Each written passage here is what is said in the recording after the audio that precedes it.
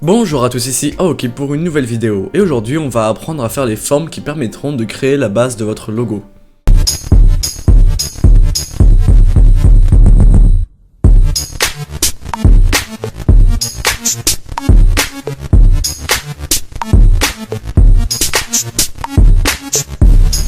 D'abord, vous devez connaître le thème de votre logo. Suivant ce qu'il représentera, on fera soit quelque chose d'assez arrondi avec une écriture du style script, soit quelque chose de rectangulaire ou rond, mais bien encadré, avec des formes épurées et une écriture assez stricte, comme celle que l'on a choisie à l'épisode 2.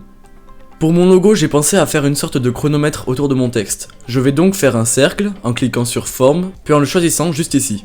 Vous pouvez voir que vous avez plusieurs options pour votre cercle, soit pour faire le contour, soit pour faire uniquement l'intérieur, soit pour faire les deux.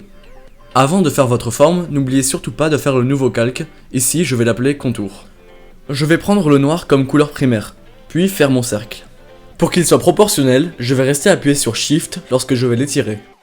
Je n'oublie pas de désactiver l'anti-crénelage, puis je vais grossir le contour. Je vais ensuite ajouter ce qui me permettra de voir que c'est un chronomètre, c'est-à-dire les boutons ainsi que les index. Je vais créer un nouveau calque pour ces deux choses que je vais nommer bouton index. Vous allez maintenant choisir l'outil rectangle, et vous allez faire le premier bouton, comme ceci. Vous allez en faire un deuxième, mais cette fois-ci avec l'outil droite. Vous faites votre droite avec une largeur suffisante qu'on changera après. Vous ne lâchez pas la souris et vous allez rester appuyé sur Shift, ce qui vous permettra de positionner votre ligne soit parfaitement droite, soit de diagonale. Et là vous allez vous demander en quoi est-ce que c'est utile de faire ça. Eh bien c'est tout simplement parce que je vais faire deux droites pour faire ce deuxième bouton, et pour qu'elles soient toutes les deux parallèles.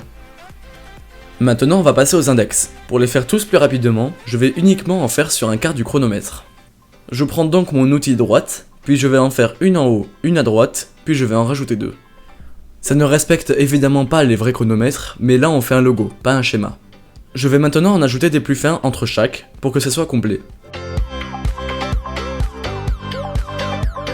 Maintenant que vous avez votre premier quart, vous allez sélectionner pile le bon endroit pour pouvoir ensuite le répéter 3 fois. Je vais faire CTRL-C pour le copier, puis CTRL-V pour le coller. Je vais encore une fois rester appuyé sur Shift pour faire une rotation à 90 degrés. Je le place bien, puis je recommence, CTRL-V, etc.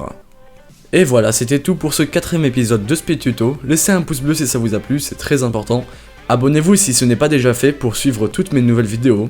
Et je vous dis à la semaine prochaine pour les détails et la mise au propre du logo. Ciao!